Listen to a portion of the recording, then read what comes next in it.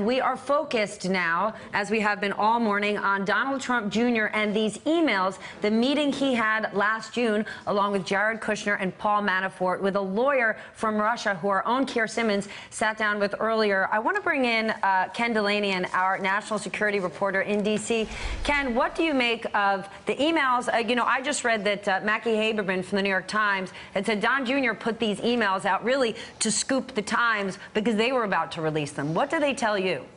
Steph, this may be the most extraordinary development yet in this whole Trump-Russia saga, because, as you know, for months, Donald Trump and his associates have been denying that there was any coordination, any collusion with the Russian government, that they were even aware of any attempts by the Russian government to help the Trump campaign.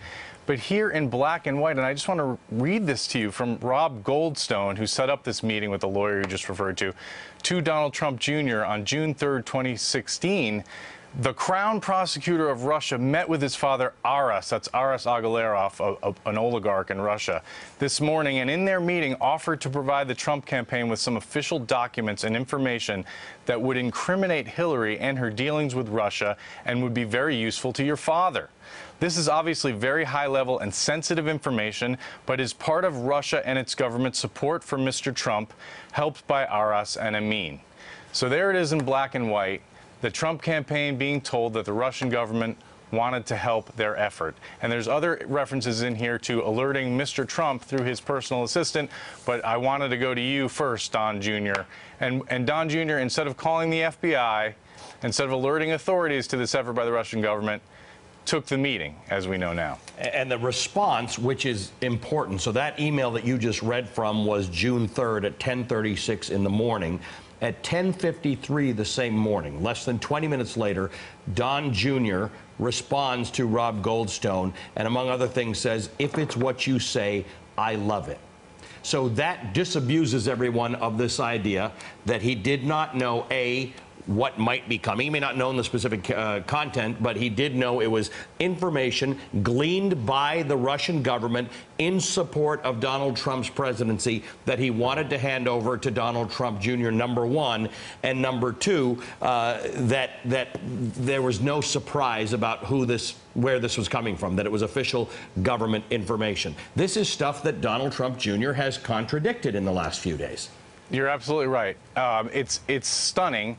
And to be clear, as this lawyer describes the meeting, that's really not what transpired. She, according to her account and according to Donald Jr.'s account, there really wasn't any substantial incriminating information that she was able to pass on. And she really wanted to talk about these sanctions relating to this adoption issue. But what it shows is that Donald Trump Jr. and people around him were willing to take this meeting, willing to engage on this issue, and were put on notice by their associates that the Russian government wanted to try to help them. And at one point, Rob Goldstone refers to this woman as the Russian government lawyer. Now, she says she has no official ties to the Russian government, but she's clearly lobbying on a cause that's near and dear to the Russian government's heart, which is lifting sanctions that are called the Magnitsky Act and having to do with human rights violators in Russia. But again, this is an incredible development, guys. Before Sally Yates was fired, one of the risks she said the White House was in was that Russians would be in a position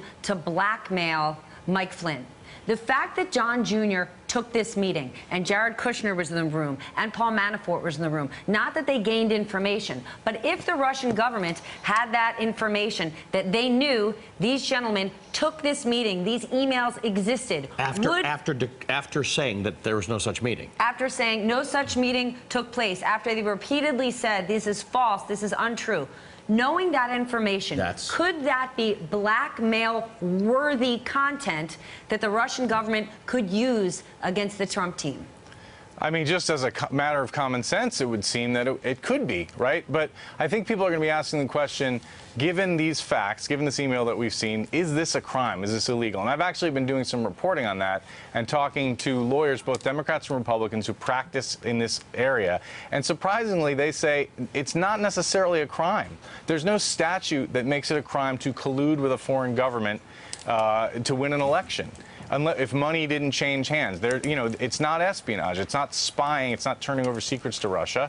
There is a crime of failing to report that you're a foreign agent, That's not applicable here. And so this is one of the reasons, sources tell me, that the FBI is looking so hard at financial transactions. They're looking at what else is here. If the Russian government was trying to cultivate the Trump team and its associates, were they also doing business deals? Was there anything illicit in that? But certainly, this issue of collusion and this email is going to be a factor, legal experts tell me, in Bob Mueller's investigation going forward. And there is a specific infraction, at the very least, when it comes to Jared Kushner, because this is the third time that he has not disclosed a meeting with someone who purportedly represents or has information from the Russian government. So while Donald Jr. may not have committed any crime, and we still don't know because this information flows out at quite a rate, Jared Kushner continues to not disclose relationships that he has with Russians or people representing But Russian Jared's officials. attorney has repeatedly said he will speak openly when he's called by the committee. Well, let's hope that Yeah, happens. you know, this issue of disclosure is certainly a live one here because, there's a question about did Mike Flynn lie to the FBI? And there's a question, as you said, about whether Jared Kushner was forthcoming on his security clearance forms about all these foreign contacts. Now, it's not often that people get prosecuted for failing to disclose those kind of meetings, but if there's a pattern and if there's a criminal intent, that's where you're facing some legal jeopardy, folks. All right, Ken, thanks very much for your report. Hey there, I'm Chris Hayes from MSNBC. Thanks for watching MSNBC on YouTube. If you want to keep up to date with the videos we're putting out, you can click subscribe just below me or click over on this list to see lots of other great videos.